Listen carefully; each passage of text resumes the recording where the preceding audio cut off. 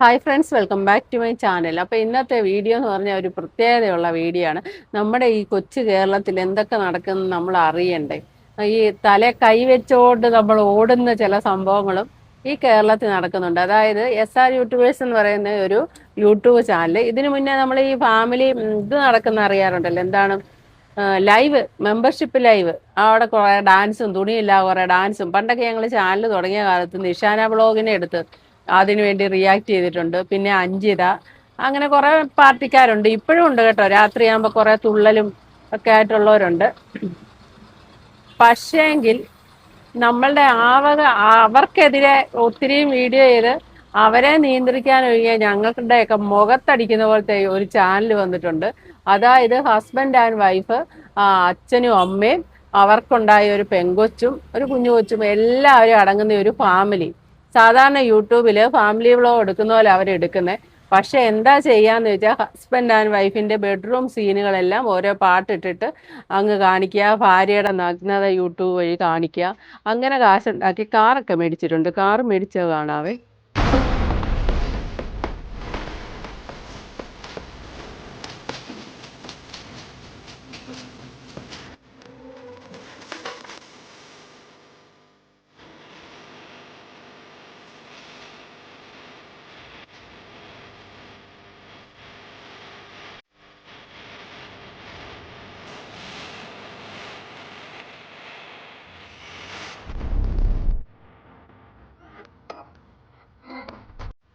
ഇവർക്ക് ഇന്നാള് play button ഒക്കെ കിട്ടിയിരുന്നു. ഇങ്ങനെ തന്നെ പൈസ ഉണ്ടാക്കി പ്ലേ ബട്ടൺ മേടിച്ചെടുത്തു.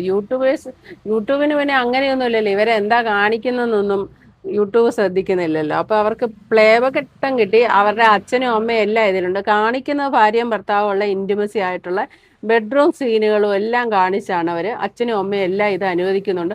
ഇതെങ്ങനെ അനുവദിക്കുന്നു? ഇവരെങ്ങനെ ഒരു പലചരക്കടയിലോട്ടേലും ഒന്ന് പോകുന്നത് എങ്ങനെ ഇവർ പോകും? ഇവരെങ്ങനെ വെളിയിലിറങ്ങും? അല്ലെ ഇവർ ബന്ധുക്കാരുടെ ഒക്കെ ഫംഗ്ഷന് പോകുന്നത് എങ്ങനെ?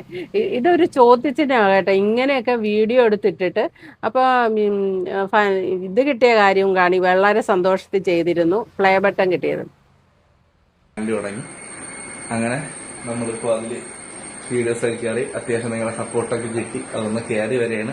അപ്പൊ നമ്മൾ ആഗ്രഹിച്ചൊരു കാര്യം നമുക്കിന്ന് കിട്ടിയിരിക്കുകയാണ്. നമ്മളെ ഫസ്റ്റ് പടി യൂട്യൂബിൽ നിന്ന് നമുക്കൊരു കിട്ടി. അവർ അയച്ചു തന്നു. ഇത് തന്നെയാണോ കിട്ടിയെന്ന് പറഞ്ഞൂടെ.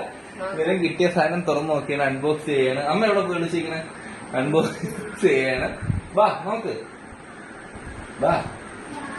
ഇത് കാണുമ്പോഴത്തേക്ക് എല്ലാവരും വിചാരിക്കും നമ്മൾ ഈ വീട്ടിൽ നിൽക്കണോണ്ടാ അമ്മ പഠിച്ചിരിക്കുന്നതെന്നുണ്ട്. അതുകൊണ്ട് പറഞ്ഞോ. കാരണം അങ്ങനെ കുറെ പേർക്ക് സംശയമുണ്ട്. നമ്മൾ ഈ ഫീൽഡ് നിൽക്കുന്നതുകൊണ്ട് എല്ലാവർക്കും വീട്ടുകാർ സപ്പോർട്ടില്ല, ചമ്മലാണോ, അങ്ങനെ അവർ അറിയാതെ നമ്മൾ ചെയ്യുന്ന കുറെ പേർക്ക് ഡൗട്ടുണ്ട്. അങ്ങനെയൊന്നുമില്ല. എന്റെ അച്ഛനും അമ്മയ്ക്ക് സപ്പോർട്ടോടെയാണ് നമ്മുടെ വീഡിയോസ് എല്ലാം കൊണ്ടുപോയിക്കൊണ്ടിരിക്കുന്നത്. അപ്പൊ നമുക്ക് ഈ സാധനം എന്തായാലും ഓപ്പൺ ചെയ്ത് നോക്കാം. യൂട്യൂബിൽ നിന്ന് അയച്ചു തന്നിട്ട് എനിക്ക് വിശ്വാസമൊന്നും ഇല്ലായിരുന്നു കിട്ടുമെന്നൊന്നും. അയച്ചിട്ട് ഒരാഴ്ച ആവില്ലേ? ഒരാഴ്ചയായി. 2 ആഴ്ച കഴിയുമെന്നാണ് പറഞ്ഞത്. പക്ഷെ ഒരാഴ്ചയായുള്ളൂ. കിട്ടുമെന്ന് പ്രതീക്ഷയൊന്നുമില്ല. പക്ഷെ ഇപ്പൊ കൈ കിട്ടി. ഈ സാധനം ഓപ്പൺ ചെയ്ത് നോക്കാം. അങ്ങനെ ഇത് പ്ലേ ബട്ടൺ ഒക്കെ കിട്ടി, പൈസയൊക്കെ ഉണ്ടാക്കി കാറൊക്കെ മേടിച്ചു. ഇനി കാറിന്റെ EMI ഒക്കെ അടയ്ക്കണം എന്നുള്ളത് കൊണ്ടാണോ ആവോ? എനിക്ക് അങ്ങനെയാ തോന്നിയത്. എന്താണേലും ഇങ്ങനെ ഭാര്യയും ഭർത്താവും തന്നെ ഓരോന്ന് കാണിക്കുന്ന കണ്ടിട്ട് നാട്ടുകാർക്ക് അങ്ങോട്ട് കണ്ട് മടുത്തെന്ന് വല്ലതും തോന്നിയിട്ടാണോ? എന്താണേലും ഭാര്യയെ നേരെ പിടിച്ച് മറ്റൊരുത്തിന് കൂട്ടിക്കൊടുക്കുക. അതാണ് സഹിക്കാൻ പറ്റാത്തത്. അത്രയ്ക്ക് അങ്ങോട്ട് ആ ഒരു ലെവലിലേക്ക് എങ്ങനെ എത്താൻ പറ്റുമെന്ന് സത്യം പറഞ്ഞാൽ അറിയത്തില്ല. എങ്ങനെയാണ് അങ്ങനെ എത്താൻ പറ്റുക? അത് എന്ത് ചിന്താഗതിയാ? നമ്മുടെ കേരളത്തിലെ നമ്മുടെ ഹസ്ബൻഡ്, അല്ലെ കേരളത്തിലെ നമ്മുടെ പുരുഷന്മാരുടെ ഒരു സ്വഭാവം അനുസരിച്ച് വഴിയെ പോകുന്ന ഒരു പട്ടി സ്വന്തം ഭാര്യയെ ഒന്ന് കൂടുതൽ നോക്കി ആ പട്ടിയെ തല്ലിക്കൊല്ലാക്കി കൊല്ലും. അത്രയും സ്വാർത്ഥതയുള്ള പുരുഷന്മാരാണ് നമ്മുടേത്. കാരണം പുരുഷന്മാരുടെ സ്വഭാവം നിങ്ങൾക്കറിയില്ലേ? മറ്റുള്ള സ്ത്രീകളൊക്കെ എന്തെങ്കിലുമൊക്കെ ശരീരഭാഗങ്ങൾ അവിടെ ഇവിടെയൊക്കെ കാണുന്ന വേഷമൊക്കെ ഇട്ട് നടക്കുകയാണെങ്കിൽ ഈ പുരുഷന്മാരത് നോക്കി നല്ലപോലെ ആസ്വദിക്കും. ആ സമയത്ത് സ്വന്തം പെങ്ങളോ സ്വന്തം ഭാര്യയോ സ്വന്തം അമ്മയെങ്ങാനും ആ ടൈപ്പ് ഒരു വേഷം ഇടാന്ന് പറഞ്ഞാൽ എവിടെ തല്ലിക്കൊല്ലും, സമ്മതിക്കത്തില്ല. ഭയങ്കര സ്വാർത്ഥതയുള്ള ഒരു സ്നേഹമാണ് ഭർത്താക്കന്മാർക്ക്, പുരുഷന്മാർക്ക്. ആ ഭർത്താവിന്റെ സ്ഥാനത്ത് നിന്നുകൊണ്ട് മറ്റൊരു പുരുഷന് സ്വന്തം ഭാര്യയെ കാഴ്ചവെക്കുക, എന്നിട്ടത് ഷൂട്ട് ചെയ്യുക, എന്നിട്ടത് വീഡിയോ ആക്കി ഇടുക. ഇതിനൊക്കെ വല്ല അവാർഡ് കൊടുക്കണം കേട്ടോ. അംഗീകരിക്കാതിരിക്കരുത്. ഇത്രയും അങ്ങോട്ട് തൊലിക്കട്ടിയോ അല്ലെങ്കിൽ എന്താ പറയേണ്ടെന്ന് എനിക്കറിയില്ല. അത്രയും അങ്ങോട്ട് ചെയ്യാനുള്ള ഒരു കപ്പാസിറ്റി അപൂർവങ്ങളിൽ അപൂർവമാണ്. ആ കപ്പാസിറ്റി ഒന്ന് കണ്ടു നോക്കും. നീ അല്ലടെ പരിപാടി പ്ലാൻ ചെയ്തത്? എന്താ പരിപാടി? വാടാ കൊല്ലല്ലേ?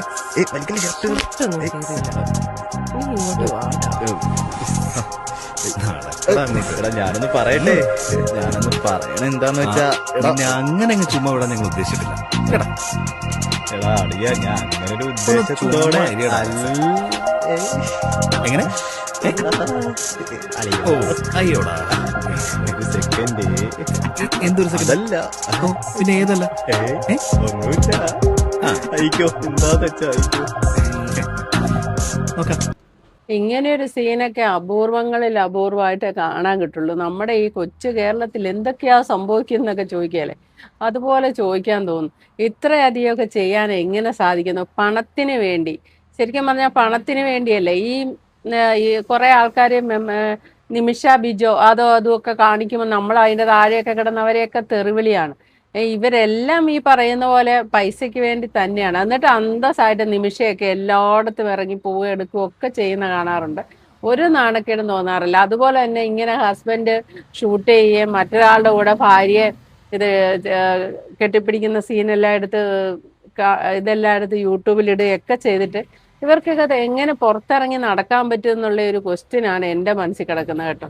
എന്താണേലും കേരളത്തിന് വളരെയധികം പുരോഗതിയുണ്ട്, പറയാതിരിക്കാൻ പറ്റത്തില്ല. എന്താന്ന് ചോദിച്ചാൽ വെസ്റ്റേൺ എന്നൊന്നും പറയാൻ പറ്റില്ല. അവർ ഇത്രയും വൃത്തിയായിട്ട് ചെയ്യുന്നില്ല. അവർ കേട്ടാൽ അവർ നമ്മളെ അടിക്കും. പിന്നെ ആരുടെ ഇത് ആരെ അനുകരിക്കുന്നതാണോ? പൈസയ്ക്ക് വേണ്ടി ഇത്ര മേലെ അതപ്പതിക്കാൻ പറ്റുമോ? നമ്മുടെ ഈ നാട്ടില് എല്ലാവരും കഠിനാധ്വാനം ചെയ്താണ് സത്യം പറഞ്ഞാൽ ജീവിക്കുന്നത്. എല്ല് മുറിയെ പണിയെടുക്കുക എന്ന് പറഞ്ഞു കേട്ടിട്ടുണ്ടോ?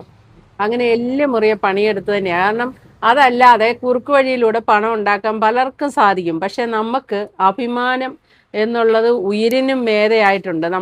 നമ്മുടെ ജീവന്റെക്കാട്ടും മുകളിലാണ് നമ്മുടെ അഭിമാനബോധം ഉണ്ടാവേണ്ടത്. ഉയിരിനും മീതെയാണ് അഭിമാനം എന്ന് പറയും. അങ്ങനെയാണ് നമ്മൾ കേരളത്തിലുള്ള ആൾക്കാർ അങ്ങനെയാണ്. നമുക്ക് എന്ത് ബുദ്ധിമുട്ടുണ്ടെങ്കിലും അത് നമ്മൾ സഹിക്കും. മുണ്ട് മുറുക്കി കൊടുക്കാന്ന് പറഞ്ഞാൽ വേറൊരാളോട് പറയില്ല. അങ്ങനെയൊക്കെയാണ് നമ്മുടെ ഒരു സംസ്കാരം മുന്നോട്ട് പോകുന്നത്. അധ്വാനിച്ച് ജീവിക്കുക, അത്ര തന്നെ. ഇടയ്ക്കൊക്കെ ഇച്ചിരി ആഡംബരം കാണിച്ച് ചിലപ്പോൾ കടക്കണിയിലൊക്കെ പെടുമെന്ന് മാത്രമുള്ള ഒരു കുഴപ്പമേ ഉള്ളൂ. നമുക്ക് വേറെ കുഴപ്പമൊന്നുമില്ല. പക്ഷെ ഇങ്ങനെ വേറിട്ട് കാണിക്കണ ഇതൊരു വേറിട്ടുള്ള ഒരു അനുഭവമാണ്. ഇതാർക്കും സാധിക്കത്തില്ല. നമിച്ചു എന്ന് പറയണത് നമിച്ചു. ഇത് ആദ്യമായിട്ട് കണ്ടിട്ട് ഇങ്ങനെ തല പെരുത്ത് പോകുന്ന പോലെ. ഇതിന്റെ ബാക്കി അവരുടെ കണ്ടു കഴിഞ്ഞാൽ ഇതിൻ്റെ അകത്ത് ഇടാൻ പറ്റിയല്ല, കണ്ടു കഴിഞ്ഞാൽ തല പെരുക്കും. അപ്പോൾ okay, thank you for watching. അടുത്ത വീഡിയോ കാണാം.